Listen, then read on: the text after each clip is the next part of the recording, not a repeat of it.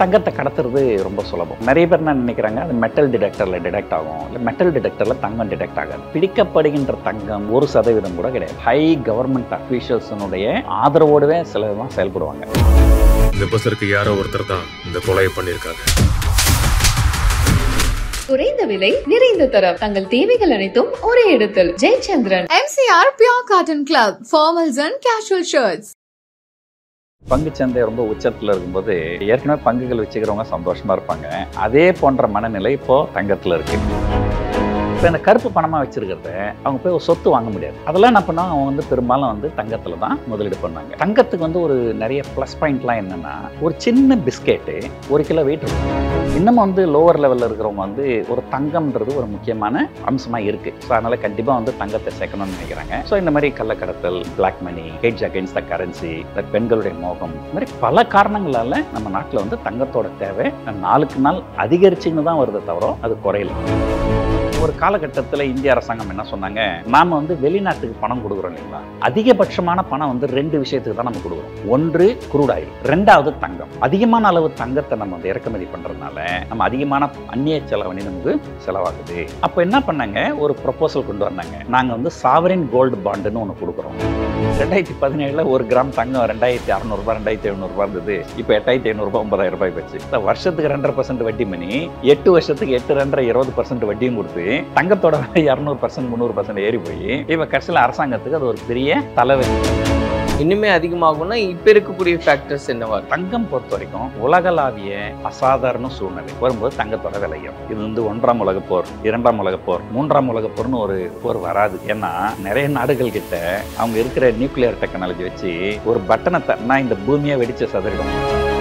ஆனா இந்த வர்த்தக போர், குறிப்பா ட்ரம்ப் அவருடைய நடவடிக்கை அப்படின்னு பார்க்கும்போது ஏறதான் வாய்ப்பு. அமெரிக்காவில் ஒரு அதிபர் 2 தடவை தான் பிரைம் மினிஸ்டர் இருக்க முடியும், 3ஆவது தடவை இருக்க முடியாது. இவருக்கு ரொம்ப ஆசை 3ஆவது தடவை வரணும்ட்டு. அதனால அந்த அரசியல் சட்டத்தையே மாத்துறது யோசனை பண்ணிக்கிறார். இப்போ போன சனிக்கிழமை என்ன பண்ணிட்டாரு, அந்த கம்ப்யூட்டரு, ஐபோன், போனு இதுக்கெல்லாம் டாக்ஸ் 0ன்ட்டாரு. நான் வந்தா கண்ட மேனிக்கு டாக்ஸ் போடுவேன்னு சொன்னீங்களா இல்லையா, இப்போ எதுக்கு 0 ஆக்கினீங்க? இன்னைக்கு நம்மோட PR சுந்தர் சார் இருக்கார். அவர்கிட்ட நிறைய விஷயங்களை பேசலாம். வணக்கம் சார். வணக்கம் சார். கோல்டு ரேட் திரும்ப திரும்ப அதிகமாயிட்டே இருக்கு அப்படின்னு பார்க்குறோம். இன்னைக்கு ஒரு புதிய உச்சத்தை சவரன் 1க்கு 71,000 கடந்து போயிட்டு இருக்கு அப்படின்னு நகை வாங்கணும்னு நினைக்கிறவங்களுக்கு ஒரு பெரிய பேரதிர்ச்சியா இருக்கு. என்னடா விலை இப்படி அதிகமாயிட்டு இருக்குன்னு, இன்னுமே அதிகமாகும் அப்படின்றாங்க சார். இது எப்படி இருக்க போகுது? பொதுவாங்க பங்குச்சந்தை ரொம்ப உச்சத்தில் இருக்கும்போது ஏற்கனவே பங்குகள் வச்சுக்கிறவங்க சந்தோஷமா இருப்பாங்க. புதுசாக பங்குகள் வாங்குறவங்களுக்கு ஒரே கவலையாக இருக்கும். என்ன அவ்வளோ ஹை ரேட்டில் இருக்குது, இங்கேருந்து வாங்கினா இறங்கிடுமோ அப்படின்ற ஒரு பயம் இருக்கும். அதே போன்ற மனநிலை இப்போது தங்கத்தில் இருக்குது. ஏற்கனவே தங்கம் நிறைய வச்சுருக்கிறவங்களாம் ரொம்ப சந்தோஷமாக இருக்கிறாங்க. தங்கம் விலைலாம் ரொம்ப அளவுக்கு அதிகமாக ஏறிடுச்சு. கிட்டத்தட்ட ஒரு 2023 ஏப்ரல் மே நினைக்கிறேன், கிட்டத்தட்ட ஒரு 55,000 இருந்தது 1 கிலோ, 55 லட்சம் இருந்தது 1 கிலோ. நான் சொல்கிறது 24 கேரட்டு. இது இப்போ கிட்டத்தட்ட 95,000 தாண்டி போகுது. ஏறக்குறைய 60-70% ரிட்டர்ன். இது ஒரு பெஸ்ட் பாசிபிள் ரிட்டர்ன் கொடுத்துருக்குது. நிறைய பேர் நானும் ஒரு சின்ன வயசில் இருக்கும்போது பெரும்பாலும் தங்கம் ஒரு சரியான முதலீடு இல்லை அப்படின்னு நிறைய பேர் ஆர்கியூ பண்ணுவாங்க. அதெல்லாம் கேட்டுட்டு நானும் தங்கம் ஒரு சரியான முதலீடு இல்லை அப்படி தான் நினச்சின்னு இருந்தேன். அப்புறம் என் ஒய்ஃப் எனக்கு தங்கம் வாங்கி கொடுங்க அப்படின்னு கேட்டான். ஏன்டா நீயே 50 கிலோ தங்கம், உனக்கு எதுக்குடா தங்கம்னு சொல்லி ஏமாத்திடுவேன். ஆனால் சிறுக சிறுக சேமிக்கிற பழக்கம் இருந்தது இல்லையா சார் நம்ம தொடர்ச்சியாகவே? ஆமாம், அதாவது நம்ம பெண்கள் நம்ம வாங்கி கொடுக்கலன்னா கூட அவங்க எதையாவது பண்ணி கொஞ்சம் கொஞ்சம் சேர்த்துருவாங்க. ஸோ நம்முடைய பெண்களுக்கு ஆரம்பத்துலேருந்தே அந்த தங்கம் அது ஒரு பெரிய மோகம் உண்டு. தங்கம் அப்படின்னு பார்த்தீங்கன்னாலே ஸோ முதல்ல ஒரு it is a natural hedge against the currency devaluation. நம்முடைய நாடு வளரும் நாடு, ஒரு பெரிய பொருளாதார சூழ்நிலை, ஒரு வளர்ந்த நாடெல்லாம் கிடையாது. ஸோ நம்முடைய கரன்சி கொஞ்சம் கொஞ்சமாக அடி வாங்கிக்கின்னு இருக்கும். ஒரு உதாரணத்துக்கு சொல்லணும்னா 1978 எங்கள் அப்பா சவுதி அரேபியாவில் ஒர்க்கராக வேலைக்கு போனார். அப்போ ஒரு US டாலர் $5 இருந்தது. ஸோ இப்போ எவ்வளோ இருக்குது? 85 ரூபா இருக்குது. தங்கம் மேலே உலகத்தில் ஏறலன்னு சொன்னாலுமே இந்த கரன்சி டிப்ரிசியேஷனால் மட்டுமே இது கிட்டத்தட்ட ஒரு 20 மடங்கு ரிட்டர்ன் கொடுத்துருக்குது கடந்த 45 வருஷத்தில். கரெக்டுங்களா? ஸோ இது வந்து நான் வந்து 1994 ஜனவரியில் சிங்கப்பூர் போயிருந்தேன். அப்போ ஒரு சிங்கப்பூர் டாலர் கிட்டத்தட்ட 19 ரூபா அப்படின்னு இருந்தது. ஆனால் பார்த்தீங்கன்னா இப்போ ஏறி வந்து இப்போ 65 ரூபா. ஸோ நம்முடைய கரன்சி வந்து டிப்ரிசியேஷன் ஆகினே போகும். ஸோ அப்போ என்ன ஆகும், இது வந்து நம்ம கரன்சி டிப்ரிஷியேட் ஆக ஆக ஸோ தங்கத்தோட விலை ஏறும். இது வந்து ஒன்று. இன்னும் பல காரணங்கள் சொல்லலாம். இப்போ சிலர்லாம் வந்து என்ன பண்ணுவாங்க, ஒரு இன்கம் டேக்ஸ் கட்டுறதுக்கு விருப்பம் இல்லாமல் பணம் வந்து கருப்பு பணமாக வச்சுருப்பாங்க. வர தொழிலில் வர வருமானத்தை சரியாக கணக்கு காமிக்காமல் அவங்க வந்து பணத்தை வந்து கருப்பு பணமாக வச்சுருப்பாங்க. இப்போ இந்த கருப்பு பணமாக வச்சுருக்கிறத அவங்க போய் ஒரு சொத்து வாங்க முடியாது. ஏன்னா சொத்து வாங்கினா ரிஜிஸ்ட்ரேஷன் டிபார்ட்மெண்ட் போகணும், அங்கேருந்து கவர்மெண்ட்டுக்கு டேட்டா போயிடும். ஸோ வருமானத்திற்கு அதிகமான சொத்து சேர்த்த இதுதான் இப்போ அமைச்சர்கள் மேலெல்லாம் நிறைய பேர் வந்து கேஸ் வரும். அந்த மாதிரி கேஸ் வந்துருமோ அப்படின்னு பயப்படுவாங்க. இதுக்காக அந்த கருப்பு பணத்தை நம்ம பீரோலே வச்சுருந்தோம்னாக்கா அது குட்டி போடாது இல்லையா? ஸோ அதெல்லாம் என்ன பண்ணால் அவங்க வந்து பெரும்பாலும் வந்து தங்கத்தில் தான் முதலீடு பண்ணாங்க. ஸோ தங்கத்தில் முதலீடு பண்ணும்போது ஒரு பெருசாக வந்து ஒரு ட்ராக் வராது.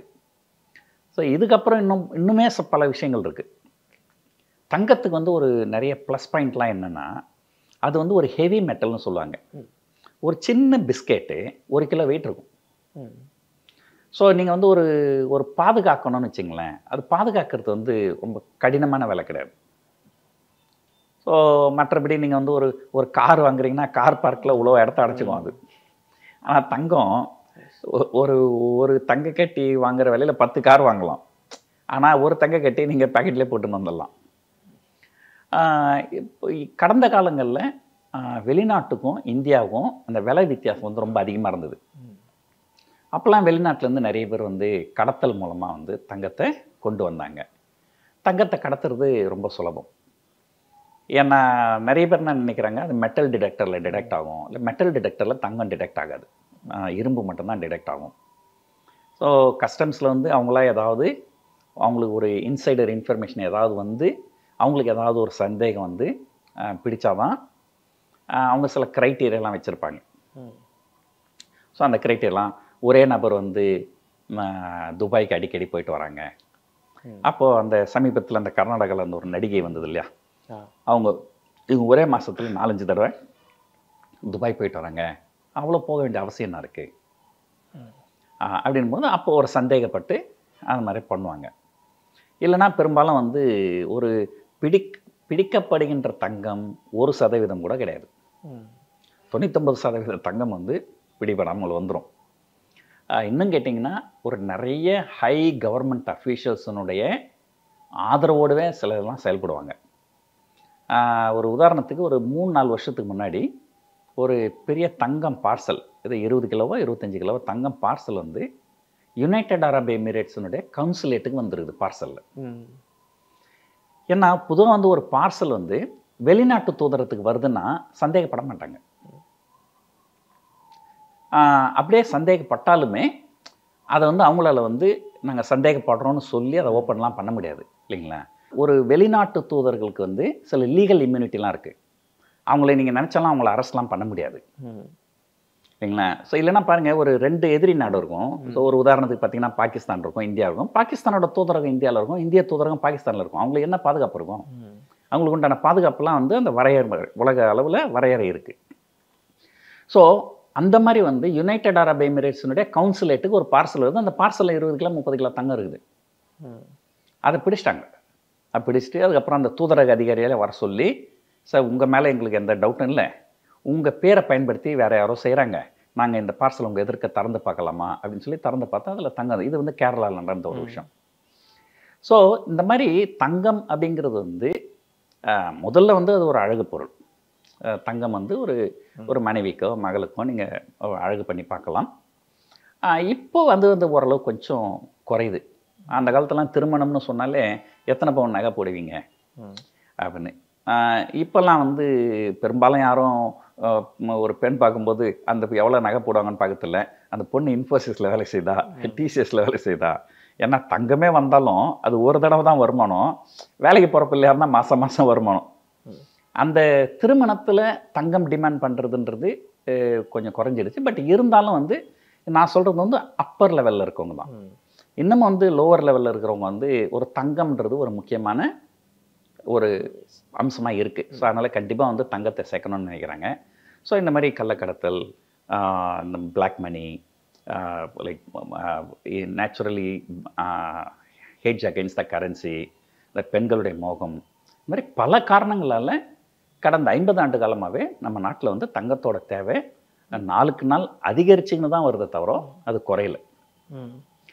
ஒரு காலகட்டத்தில் இந்திய அரசாங்கமே என்ன சொன்னாங்க, இப்போ நம்ம குடும்பம் நடத்துகிறோம், நம்ம குடும்பம் நடத்தும்போது நமக்கு சில வருமானம் இருக்கும், சில செலவு இருக்கும்.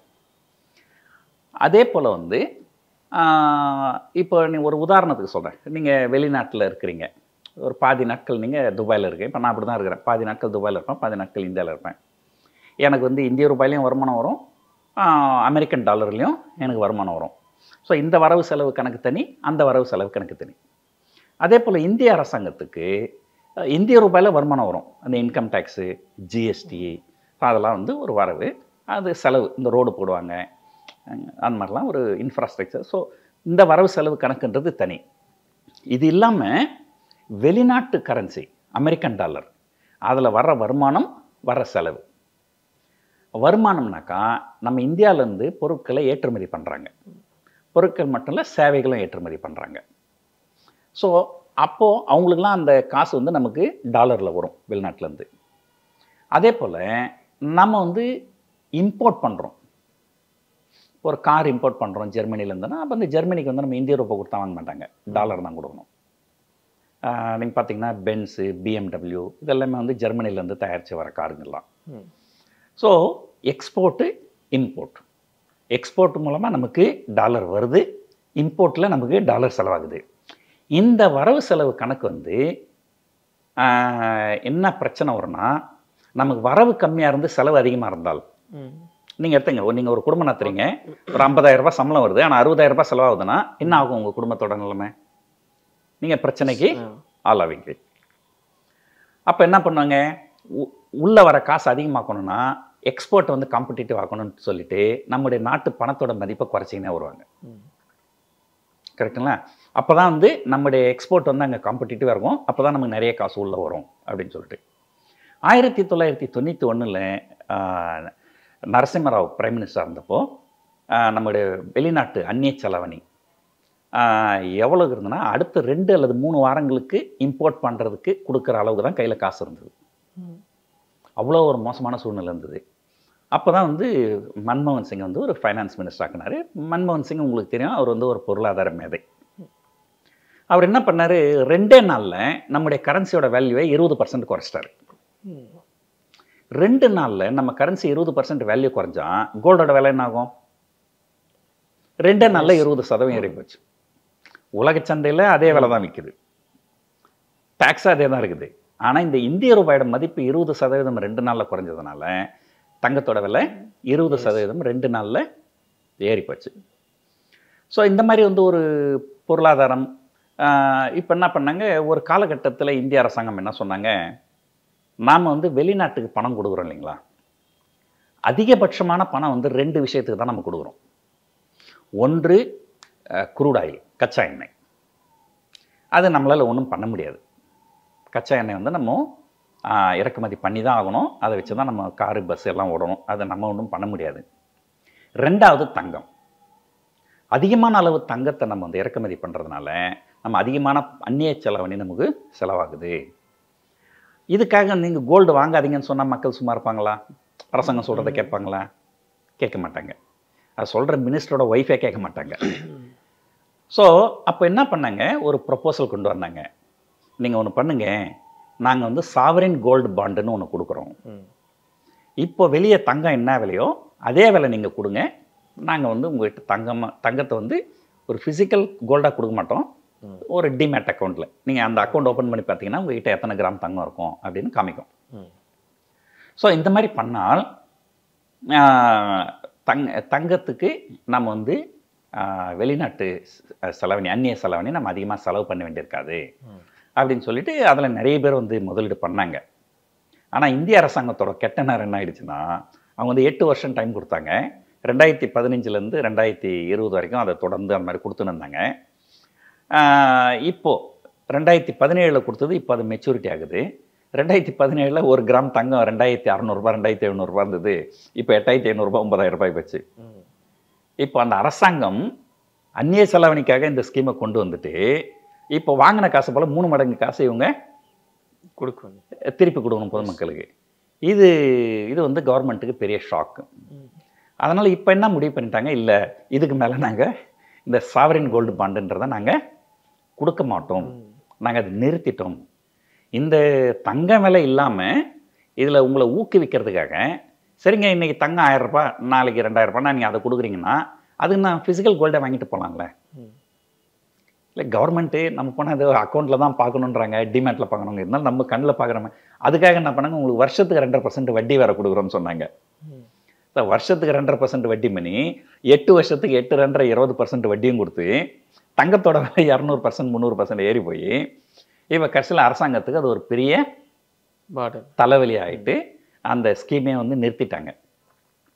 ஸோ இது வந்து இது என்னென்னா, இந்த மாதிரி ஸ்கீம்லாம் ஒரு கொண்டு வரவங்கலாம் பார்த்தீங்கன்னா ஒரு மெத்த படித்த அறிவாளிகள், ஐஏஎஸ் ஐபிஎஸ் அந்த மாதிரி பெரிய பெரிய ஆஃபீஸர்ஸ் தான். ஆனால் அவங்களாமே வந்து இந்த மாதிரி ஒரு பிரச்சனை வரும் அப்படின்றத எதிர்நோக்காமல் செஞ்சுட்டு இப்போது மத்திய அரசாங்கமே ஒரு பெரிய சிக்கலில் இருக்குது அப்படின்றது தான் தங்கத்தோட செய்தி. சடன் பீரியடில் அதிகமாக ஆகுது அப்படின்றது பார்க்குறோம்.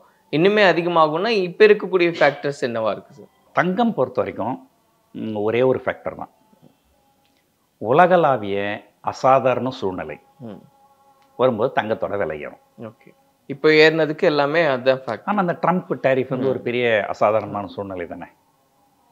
ஸோ இது வந்து வர்த்தக போர், இது வந்து 1ஆம் உலகப் போர், 2ஆம் உலகப் போர், 3ஆம் உலகப் போர்னு ஒரு போர் வராது. ஏன்னா நிறைய நாடுகள்கிட்ட அவங்க இருக்கிற நியூக்ளியர் டெக்னாலஜி வச்சு ஒரு பட்டனை தட்டினா இந்த பூமியை வெடித்து சதறிடும். அதனால் அந்த அளவுக்கு வந்து ஒரு வார் அப்படிங்கிறது, ரியல் வார் வந்து வராது. ஆனால் இந்த வர்த்தக போர் இது வந்து ஒரு பெரிய விஷயம்தான், இது ஒரு அசாதாரணமான சூழ்நிலை தான். ஸோ இது வந்து ஒரு முதல் காரணம். அதை ஒட்டி சில விஷயங்கள் நடக்கும்.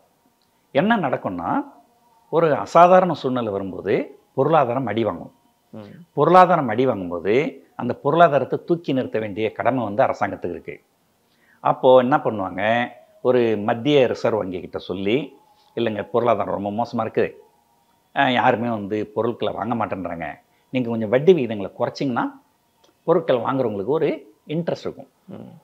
இப்போ நீங்களே வந்து ஒரு கார் வாங்கணும்னு ஆசைப்பட்றீங்க, வட்டி 12%ன்றான், நீங்கள் வாங்க மாட்டீங்க. 12% வட்டி எது கட்டுறது, அதே 5% வட்டின்னா பரவாயில்லையே, நம்ம ஒரு இஎம்ஐ 10,000 தானே வருது, நம்ம ஒரு கார் வாங்கி என்ஜாய் பண்ணலாமே அப்படின்னு வாங்குவாங்க.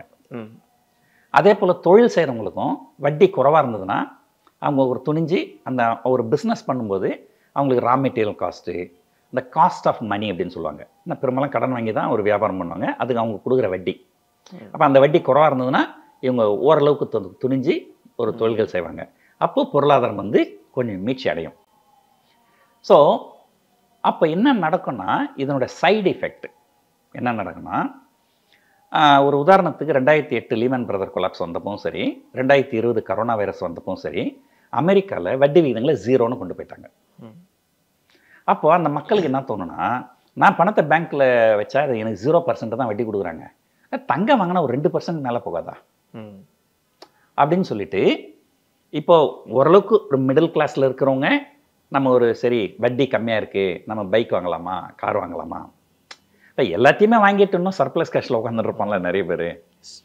அவன் வட்டி குறையுதுன்றதுனால வந்து அவன் வந்து அவங்ககிட்ட பல கோடிகள் இருக்கும், வட்டி குறையுதுன்றதுனால ஒரு பைக்கோ காரோ வாங்க மாட்டான். ஆனால் அவங்ககிட்ட சேமிப்பு இருக்கும், அந்த சேமிப்பு வந்து வங்கியில் இருக்கும். வங்கியில் வைப்பு நிதிக்கு உண்டான வட்டியை ரொம்ப குறையும் போது அவன் என்ன பண்ணான், சரி இது போல் குறைஞ்சி போச்சு, நம்ம தங்கத்தில் போட்டால் கொஞ்சம் ஏறாதா அப்படின்னு சொல்லிட்டு வைப்பு நிதியில் இருக்கிற காசை எடுத்து தங்கத்தை வாங்குவான். ஸோ அப்போ என்ன ஆகும், பொதுவாக வந்து என்ன சொல்லுவாங்கன்னா, உலகம் சுபிட்சமாக இருக்கும்பொழுது தங்கம் விலை குறையணும் அல்லது ஏறாமல் இருக்கணும். உலகமே பல பிரச்சனைகளை எதிர்நோக்கும்போது தங்கம் விலை ஏறணும். ஸோ இதுதான் வந்து ஒரு அடிப்படை விதி. தங்கம் வச்சிருக்கிறவங்க விலை ஏறி போச்சு அவங்க சந்தோஷமாக இருக்கலாமே தவிர, தங்கம் விலை ஏறுவதுன்றது வந்து அது வந்து பொருளாதாரத்தில் பிரச்சனைகள் இருக்குது அப்படிங்கிறத எதிரொலிக்கக்கூடிய ஒரு விஷயம்தான். அதில் சந்தோஷப்படுறதுக்கு ஒன்றும் கிடையாது. இருந்தாலும் நீங்கள் தங்கம் வாங்கி வச்சுருந்தீங்கன்னா அதோடைய மதிப்பு கூடி இருக்குது, நீங்கள் சந்தோஷப்பட்டுக்கலாம். ஆனால் இன்னும் ஏற தான் வாய்ப்பு உண்டு. ஏன்னா இப்போ இருக்கக்கூடிய சூழ்நிலைகள் எல்லாம் பார்க்கும்போது, குறிப்பாக ட்ரம்ப் அவருடைய நடவடிக்கை அப்படின்னு பார்க்கும்போது ஏற தான் வாய்ப்பு உண்டு. அதாவதுங்க பங்குச்சந்தையில் வந்து ஒரு அபரிதமாக மேலே போகிற மார்க்கெட் வந்து புல் மார்க்கெட்டுன்னு சொல்லுவோம், காலை சந்தை. அதுக்கப்புறம் என்ன ரொம்ப மேலே போயிடுச்சுன்னு வச்சுங்களேன், கீழே வந்துடும் மார்க்கெட்டு. அது வந்து பியர் மார்க்கெட்டுன்னு சொல்லுவோம், அது கரடி சந்தைன்னு சொல்லுவாங்க. ஒரு பெரிய புல் மார்க்கெட் வந்துட்டாலோ உடனடியாக கிராஷ் வராது, அல்லது ஒரு பெரிய கிராஷ் வந்துட்டாலும் உடனடியாக அப்படியே வந்து வி ஷேப் ரெக்கவரி இருக்காது. ரொம்ப மேலே போயிடுச்சுன்னா அப்படியே கொஞ்ச நாளைக்கு அப்படியே சைட்வேஸில் இருக்கும். அது வந்து பன்னி மார்க்கெட் அப்படின்னு சொல்லுவாங்க, முயல். முயல் என்ன பண்ணும், இப்படி ஜம்ப் பண்ணின்னு இருக்கும், ஆனால் எங்கேயும் போகாது. அந்த மாதிரி இந்த பங்குகள் மேலே போகும் கீழே வரும், மேலே போகும் கீழே வரும். ஒரு 6 மாதம் 1 வருஷம் கழிச்சு பார்த்தீங்கன்னா எங்கேயும் போகாது. ஸோ அதை போல் தங்கம் வந்து கடந்த சில ஆண்டுகளில், குறிப்பாக 2022லேருந்து 2025 வரைக்கும் ஓரளவுக்கு ரொம்ப அபரிதமாக ஏறிடுச்சு அப்படின்னு தான் சொல்லணும். ஆனால் இங்கேருந்து கோயிங் ஃபார்வர்டு வந்து அதே அளவுக்கு வேகம் இருக்குமா அப்படின்னு கேட்டிங்கன்னா கண்டிப்பாக இருக்காது. ஓகே, அப்படின்றது ஒன்று. ரெண்டாவது, இந்த ட்ரம்ப் வந்து ஆரம்பத்தில் எவ்வளோ தான் பிரச்சனை பண்ணாலுமே, நான் பல பேட்டிகளில் உங்கள் சேனல்லையும் நான் பேசியிருக்கிறேன், இந்த ட்ரம்ப் பண்ணுறதுனுடைய விளைவுகள் வந்து அமெரிக்க மக்களை தான் சேரும். ஒரு காலகட்டத்தில் கண்டிப்பாக அமெரிக்கன் மக்களே வந்து அவருக்கு எதிராக திரும்புவாங்க. அதனால் இவர் வந்து தான் ஹீரோவாகணும் அப்படிங்கிறதுக்காக சில விஷயங்கள்லாம் சொன்னாரே தவிர அதை வந்து அவர் எதையும் சீரியஸாக செய்ய மாட்டார். ஒரு உதாரணத்துக்கு சொல்கிறேன் பாருங்க, நான் பதவிக்கு வந்தால் வெளிநாட்டிலிருந்து இந்த நாட்டில் இருக்கிற இல்லீகல் இமிகிரன்ஸ் மொத்த பேரையும் நான் அவங்க நாட்டுக்கு திருப்பி அனுப்புவேன் அப்படின்னு சொன்னார். என்ன பண்ணார், முதல் தடவை கொலம்பியாவுக்கு அனுப்புனார், மூக்கை உடச்சிக்கினார். அவனுக்கு இறங்கிறதுக்கு கூட பர்மிஷன் கொடுக்க முடியாது, வெளியே போடான்ட்டானுங்க. அதுக்கப்புறம் நீ என்ன வெளியே போன்னு சொல்கிறேன், நான் 25% டேக்ஸ்னா, நீ 25னா நான் 25, நீ 50னா நான் 50ன்னாரு. அதுக்கப்புறம் என்னாச்சு, போட வேண்டியது தானே, சைனாக்கு எதிராக 245 போட்டார்ல, பண்ணல. அதுக்கப்புறம் கொஞ்சம் சமாதானமாக பேசி அவங்கள வந்து ஒரு கௌரவமாக வந்து ஒரு பேசஞ்சர் பிளேனில் அனுப்பிட்டாங்க. ஸோ அது வந்து அமெரிக்கன் மக்களுக்கு தெரியாது. முதல்ல ரொம்ப வீராவேசமாக பேசினார் பாருங்க, அது மட்டும்தான் அவங்க மக்களுக்கு தெரியும். இந்தியர்கள் என்ன பண்ணார், 4-5 ஃப்ளைட்டு மொத்தமாக சேர்ந்து ஒரு 400-500 பேர் வந்திருப்பாங்களா. அமெரிக்காவில் இந்தியன் இல்லீகல் இமிகிரன்ஸு எஸ்டிமேட்டட் 7.5 லட்சம். அந்த 7.5 லட்சத்தில் ஒரு 400 பேர் 500 பேர் திருப்பி அனுப்பிச்சிட்டிங்கனாக்கா உங்கள் பிரச்சனை சால்வ் ஆகிடுச்சா? இதெல்லாம் வந்து நீங்கள் அங்கே வந்து அவங்க வந்து ஒரு அரசியல்வாதிகள் வந்து எதையாவது சொல்ல வேண்டியது, அவங்க நாட்டு மக்களுக்கு எதிராக அவங்க வந்து ஒரு ஹீரோவாக அவங்க எஸ்டாப்ளிஷ் பண்ணிக்கணும். அப்போ தான் அடுத்த எலெக்ஷனில் ஓட்டு போடுவாங்க. இன்னும் கேட்டிங்கன்னா அமெரிக்காவில் வந்து ஒரு அதிபர் 2 தடவை தான் வந்து பிரைம் மினிஸ்டராக இருக்க முடியும், 3ஆவது தடவை இருக்க முடியாது. இவருக்கு ரொம்ப ஆசை 3ஆவது தடவை வரணுன்ட்டு. அதனால் அந்த அரசியல் சட்டத்தையே மாற்றுறதுக்கு யோசனை பண்ணிக்கிறார். ஸோ இந்த ஆசையெல்லாம் வச்சுக்கின்னு அதனால் ஒரு பெரிய ஹீரோ அப்படின்னு காமிக்கணும்னு பண்ணார். ஆனால் இவர் வந்து ப்ராக்டிக்கலாக வந்து இவர் வந்து இறங்கிடுவார். இப்போ போன சனிக்கிழமை என்ன பண்ணிட்டாரு, அந்த கம்ப்யூட்டரு, ஐஃபோன், ஃபோனு இதுக்கெல்லாம் வந்து டேக்ஸ் 0ன்ட்டார். நீங்கள் முதல்ல என்ன சொன்னீங்க, அவன் வெளிநாட்டிலேருந்து வர பொருட்களுக்கு நம்ம 0 டேக்ஸு, நம்ம அனுப்புனா அவன் 50% போடுறான், எல்லாம் நம்ம அமெரிக்கன் மக்கள் தலையில் மிளகா அரைக்கிறானுங்க, இதை நான் விடமாட்டேன், நான் அமெரிக்கரில் பாதுகாப்பேன், நான் வந்தால் கண்ட மேனிக்கு டேக்ஸ் போடுவேன்னு சொன்னீங்களா இல்லையா? இப்போ எதுக்கு 0 ஆக்குனீங்க? ஓகே, இப்போ என்ன சொல்கிறாரு, நம்முடைய மக்கள் வந்து கஷ்டப்படக்கூடாது, அப்போ நீ சொல்லும்போது கஷ்டப்படலாமா? ஸோ ஏன்னா இந்த ஒரு ஹை லெவலில் இருக்கிறவங்க கிட்ட நீங்கள் போய் கேள்வி கேட்க முடியாது ஊடகத்தில்.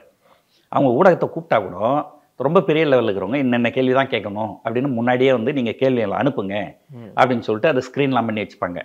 நீங்கள் உண்மையான கேள்விகளை வந்து கடைசி வரைக்கும் உங்களால் கேட்க முடியாது. ஆனால் வந்து மக்கள் என்ன நம்புகிறாங்க இப்போது அப்படின்னா, இவர் ட்ரம்ப் வந்து இந்த மாதிரி ஷோ பண்ணுவார், ஹீரோ ஆகிறதுக்காக எல்லாம் பண்ணுவார், ஆனால் உண்மையிலேயே வந்து அவர் சீரியஸாக எதுவும் பண்ண மாட்டார், கொஞ்ச நாள் கழிச்சு எல்லாமே சரியாயிடும், பொருளாதாரம் வந்து திரும்ப மீண்டு வந்துடும் அப்படின்னு நம்புகிறாங்க. அப்படி மீண்டு வந்ததுனால் தங்கத்தோட விலை இங்கேருந்து அபரிதமாக மேலே ஏறுறதுக்கு வாய்ப்புகள் கிடையாது. இது வந்து ஒரு அசாதாரணமான சூழ்நிலையிலிருந்து நார்மல் சாதாரண சூழ்நிலைக்கு மாறுவதற்கு வாய்ப்புகள் நிறைய இருக்கு. ஓகே, அப்படி மாறும்போது விலை வந்து குறையறதுக்கோ இல்ல ஸ்டேபிள் ஆகிறதுக்கான வாய்ப்புகள் நிறைய இருக்கு. அப்போ அந்த பீக் அப்படின்றது நம்மளால ப்ரெடிக்ட் பண்ண முடியாது. அது யாராலையும் ப்ரெடிக்ட் பண்ண முடியாது. ஏன்னா அதுக்கப்புறம் ஒரு பெரிய டவுன்ஃபால் இருக்குமா அப்படின்றது நிறைய பேருக்கு ஒரு கேள்வி இருந்துகிட்டே அவசியம் கிடையாது. அவ்வளோலாம் பயப்பட வேண்டியது இல்லை. ஓகே, ஏன்னா அது கொஞ்சம் எல்லாருமே எதிர்பார்க்கக்கூடியதா இருக்கும்னு நம்புறேன். நன்றி சார். இந்த பஸ்ஸருக்கு யாரோ ஒருத்தர் தான் இந்த கொலையை பண்ணியிருக்காங்க. குறைந்த விலை நிறைந்த தரம் தங்கள் தேவைகள் அனைத்தும் ஒரே இடத்தில். Jayachandran. MCR Pure Cotton Club, formals and casual shirts.